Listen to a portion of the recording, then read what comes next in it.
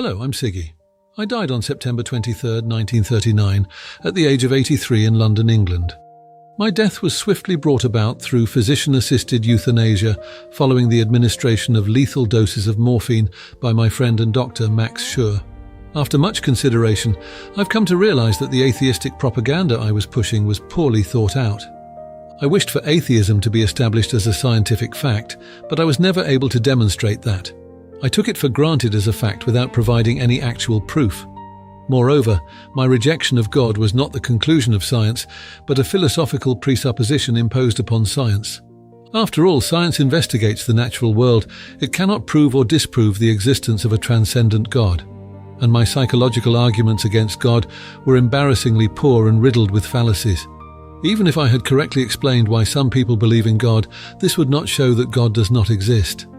Explaining the psychological origin of a belief is not the same as disproving its truth. I've come to realize this is a classic example of the genetic fallacy, judging a claim solely by its origin, rather than by the evidence for or against it.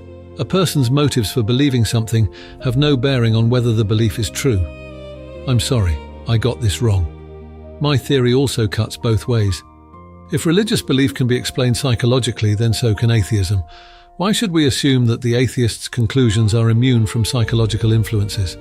Why couldn't atheism itself be a projection, a coping mechanism, or the result of emotional motivations?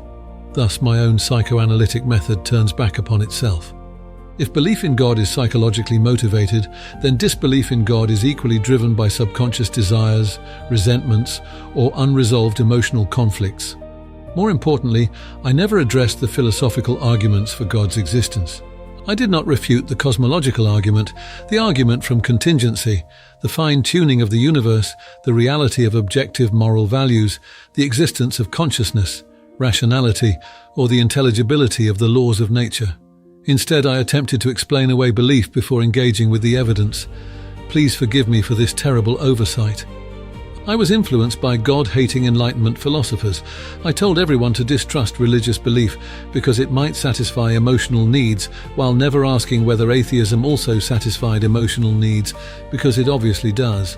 A universe without God removes divine authority, moral accountability, ultimate judgment, and the obligation to answer to a creator.